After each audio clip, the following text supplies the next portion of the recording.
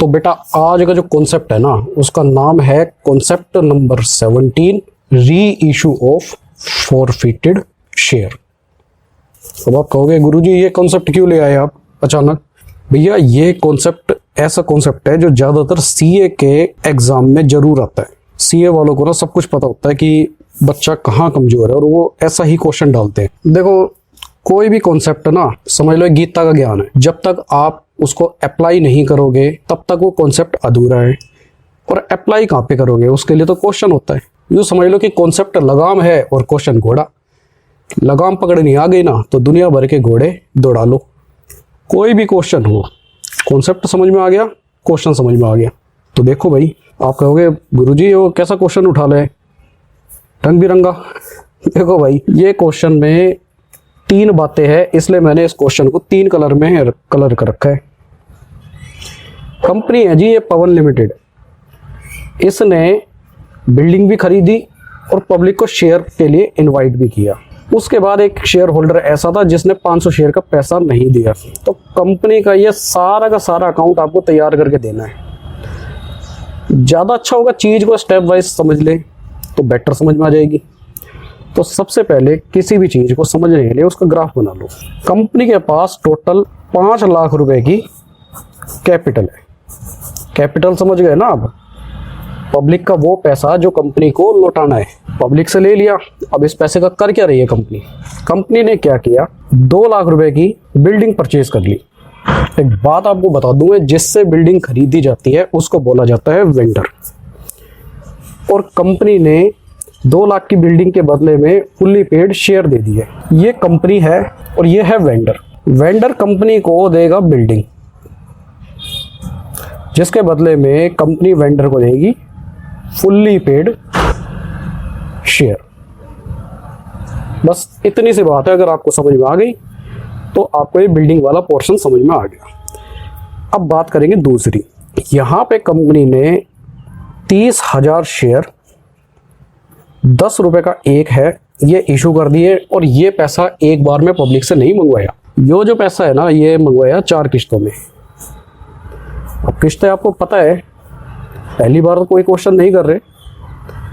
Application, allotment, first call और second call, इसको बोलते हैं फाइनल कॉल। जो येलो कलर का पोर्शन था वो था ये वाला आपका, और जो ये ग्रीन कलर का पोर्शन है वो है आपका ये वाला। एक बार आपको ये 2 पोर्शन समझ में आ जाए फिर हम तीसरे पोर्शन पे बात करेंगे। सबसे पहले जो कंपनी ने बिल्डिंग परचेज करी है वेंडर से, आप उसकी एंट्री बनाइए। पहली एंट्री बनेगी बिल्डिंग और दूसरी एंट्री बनेगी फुल्ली पेड शेयर की पेमेंट। तो सबसे पहले इसकी जनरल एंट्री लिख देते हैं। कभी भी जनरल एंट्री का पोर्शन बनाओ तो वो कंप्लीट होना चाहिए इस तरीके से, date, particular, ledger folio, debit और क्रेडिट। बिल्डिंग परचेज करी है तो उसके लिए एंट्री बनाएंगे building account debit to vendor account, 2 lakh रुपए बीइंग बिल्डिंग परचेज। भाई वेंडर ने कंपनी को बिल्डिंग दे दी, कंपनी के पास बिल्डिंग आई, वेंडर के पास से चली गई। कंपनी इसके बदले में फुल्ली पेड शेयर दे रही है। इस एंट्री को खत्म करो, ये पोर्शन आपका खत्म हो जाएगा।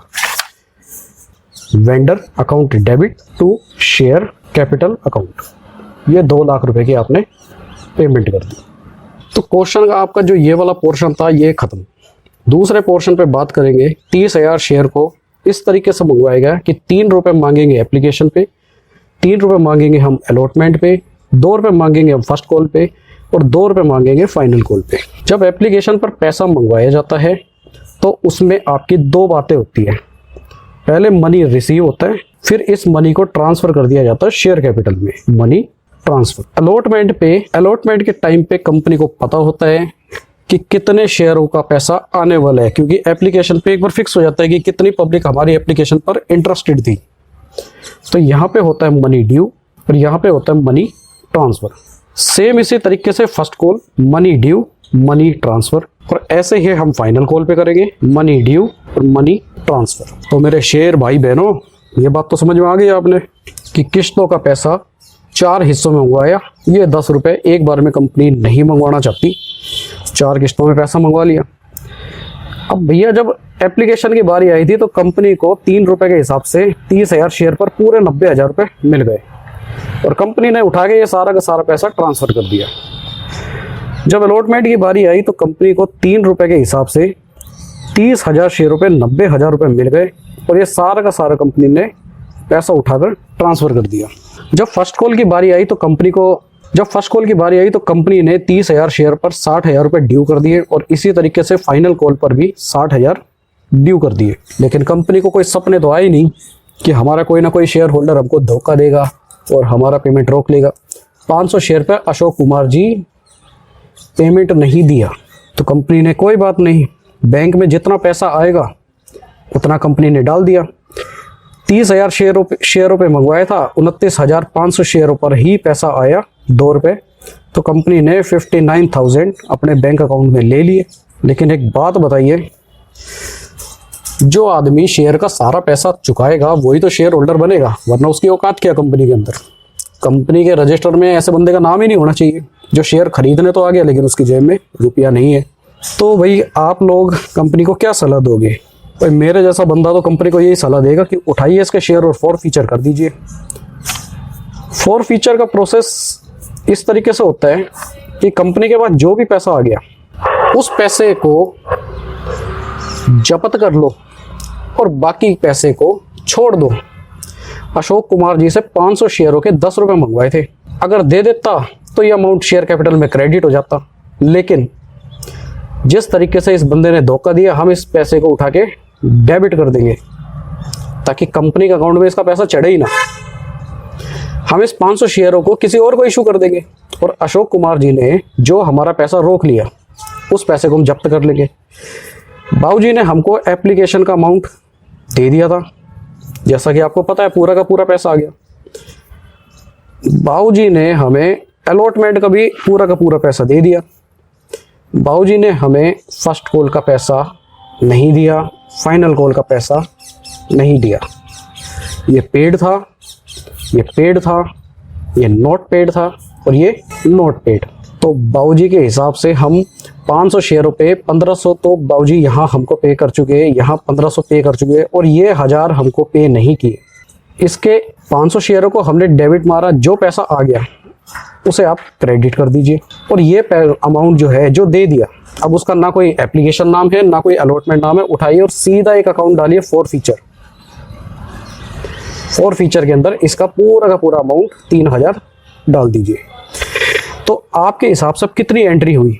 एक एंट्री मनी एप्लीकेशन, 2, 3, 4, 5, 6, 7, 8 और ये पूरा लगा लो 9। पहले हम 9 एंट्री करेंगे। ये 2 एंट्री हम ऑलरेडी कर चुके हैं। सबसे पहले मनी रिसीव की कीजिए, फिर मनी ट्रांसफ़र की कीजिए। तो जब आपका मनी रिसीव होगा तो आप एंट्री करेंगे bank account debit to share application account, और जब आपका मनी ट्रांसफ़र होगा शेयर कैपिटल में तो उसे आप एंट्री कीजिए share application to share capital being application money transfer. इसी तरीके से अलॉटमेंट पूरा का पूरा अमाउंट आप ड्यू कीजिए, फिर ट्रांसफ़र कीजिए। जब मनी ड्यू करेंगे तो उसकी एंट्री होगी share allotment account debit to share capital account. इसके बाद मनी ट्रांसफ़र की entry bank account debit to share allotment account. मेरे प्यारे भाई और बहनों, मनी ट्रांसफ़र की जगह आप यहाँ लिख दीजिए मनी रिसीव्ड। सेम इसी तरीके से मनी रिसीव्ड, मनी रिसीव्ड। ये वाला ड्यू का होता है, ये वाला मनी रिसीव का होता है। Money receive, money receive. अब हम कॉल्स की एंट्री करेंगे। फर्स्ट कॉल के मनी को ड्यू करेंगे, उसके बाद फर्स्ट कॉल के मनी को रिसीव करेंगे। देखो जब हमने मनी को ड्यू किया तो हमारे पास 60,000 रुपये थे। जब हम मनी को रिसीव करने गए तो एक शेयर होल्डर ने बंक मार दिया और सिर्फ 29,500 शेयरों का ही पैसा आया। तो इसी तरीके से इसकी एंट्री कीजिए। बैंक में जो आपका पैसा आएगा वो आएगा bank account debit 59,000 to share first call account 59,000 be share final first call money received. अब फाइनल कॉल की एंट्री करेंगे। कंपनी ने, जब कंपनी को पता था कि बंदा फर्स्ट कॉल का ही पैसा नहीं दे रहा तो कंपनी फाइनल कॉल में 60,000 का अमाउंट ड्यू क्यों कर रही है? सोचने वाली बात है ना।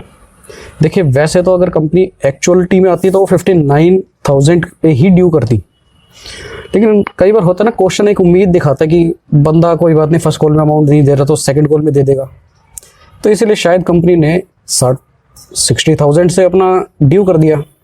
वैसे दोस्तों अगला जो क्वेश्चन मैं कराऊंगा, जो नेक्स्ट क्लास होगी, उसके अंदर हम देखेंगे कि जैसे जैसे जहाँ जहाँ शेयर होल्डर अमाउंट नहीं दे रहा ना, हम वहीं से ही उसका ड्यू करना बंद कर देंगे। अगले नेक्स्ट क्लास में आप ये सब चीज़ें प्रैक्टिकली देखोगे। तो हमने वही बैंक में फाइनल कॉल का पूरा 59,000 ही लिया। तो दोस्तों जैसे मैंने चार्ट में समझाया आपको, पहली एंट्री, दूसरी एंट्री, ये आपकी पहली एंट्री थी, ये आपकी दूसरी एंट्री, तीसरी, चौथी, ये आपकी थर्ड, ये फोर्थ, ये फिफ्थ, सिक्स, ये आपकी फिफ्थ हो गई, ये सिक्स्थ हो गई। आप ऐसा करना नहीं है एग्जाम में अपने, ये मैं एक आपको यूट्यूब वीडियो है तो मैं आपको थोड़ा सा आइडिया दे रहा हूँ किस तरीके से आपको याद भी रहेगा कि आप क्या कर रहे हो। पेंसिल साफ कर लेना, बाद में इसको इरेज कर लेना। सेवन्थ, एट, ये सेवन्थ एंट्री, ये एट एंट्री। अब ये वाला पूरा पोर्शन हो गया, यानी कि जो आपका क्वेश्चन था पवन लिमिटेड वाला, वो यहाँ तक आपका कंप्लीट हो गया। अब हम इस पोर्शन की बात करेंगे। 500 शेयर जो अशोक जी ने नहीं दिए, उन पे हमारी बात ये थी कि जो भी इन्होंने हमको फोर फीचर का अमाउंट दे दिया उसे हम वापस कर देंगे डेबिट और बाकी अमाउंट इनका कर देंगे क्रेडिट। तो इसकी एंट्री बनाएंगे।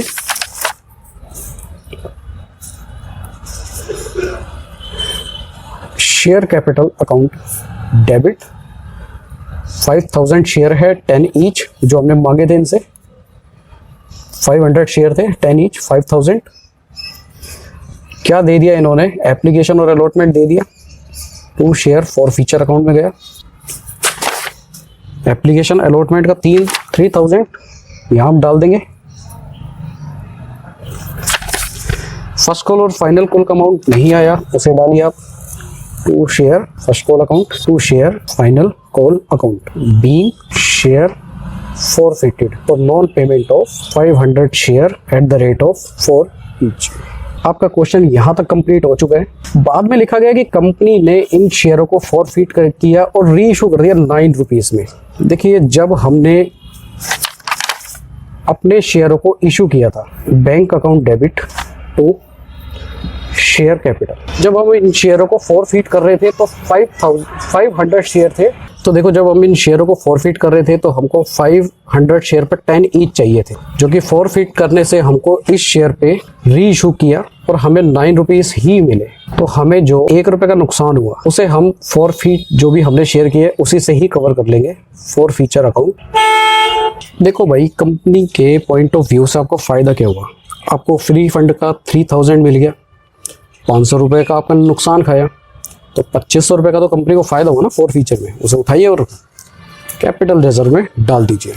Share forfeiture account debit to capital reserve, 3000 minus 500, 2500, being forfeiture account transfer to capital reserve account. अब दोस्तों हम बनाएंगे एक ट्रायल बैलेंस। ट्रायल बैलेंस हम इसलिए बनाते हैं ताकि आपको बैलेंस शीट इजीली समझ में आ जाए कि हमारी बैलेंस शीट बनी कैसे, बैलेंस शीट की आइटम हमारी आई कैसे।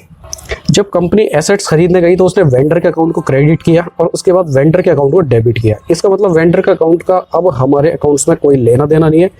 एक बार डेबिट और एक बार क्रेडिट होने से अकाउंट खत्म हो गया। तो कंपनी के पास एसेट्स के रूप में बिल्डिंग आई और शेयर कैपिटल के रूप में लायबिलिटी। अब हम आगे चलेंगे bank account, share application to share capital. Application एक बार डेबिट और एक बार क्रेडिट होने से इसकी रिलेवेंसी खत्म हो गई। अब बैंक को कीजिए एसेट साइड में और शेयर कैपिटल को डालिए लायबिलिटी साइड में। बैंक 90,000 और शेयर कैपिटल 90,000 से आपकी बढ़ गई। अब अलॉटमेंट पर चलेंगे, जहां पे एक बार अलॉटमेंट डेबिट हुआ, एक बार अलॉटमेंट क्रेडिट हुआ। इससे क्या हुआ? शेयर कैपिटल में 90,000 और बैंक अकाउंट में 90,000। चलिए अब आगे हम फर्स्ट कॉल पे चलेंगे। फर्स्ट कॉल में एक बार फर्स्ट कॉल डेबिट और एक बार क्रेडिट हुआ। देखिए फर्स्ट कॉल आपका जब डेबिट हुआ तो 60,000 से, क्रेडिट हुआ 59,000 से।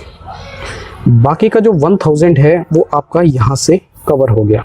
एक्चुअल में आपके पास बैंक बचा और शेयर कैपिटल बची, तो बैंक में डालिए 59,000 और शेयर कैपिटल में डालिए 60,000।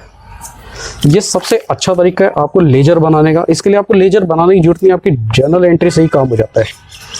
अब फाइनल कॉल पर चलेंगे, जहाँ फाइनल कॉल एक बार डेबिट है और एक बार क्रेडिट है। 1000 से फाइनल कॉल इधर भी क्रेडिट है, जो कि इक्वल हो गया। तो मोटा मोटा हमको जो दिखाई दे रहा है वो शेयर कैपिटल है, बैंक है। 59,000 बैंक में डालिए और शेयर कैपिटल में डालिए 60,000। तो यहाँ तक आपका क्वेश्चन खत्म हो गया। अब यहाँ पे फिर शेयर कैपिटल है 5,000 से, इधर भी शेयर कैपिटल है 5,000 से, इसकी रिलेवेंसी खत्म। शेयर फॉर फ्यूचर अकाउंट एक बार यहाँ पे डेबिट हुआ, एक बार यहाँ पे 500 से क्रेडिट और एक बार यहाँ पे 500 से क्रेडिट, यानी कि टोटल आपका जो डेबिट है वो 25,000 सॉरी 2500 500 और इधर क्रेडिट है आपका 3000। तो इस अकाउंट की रिलेवेंसी बिल्कुल खत्म हो गई।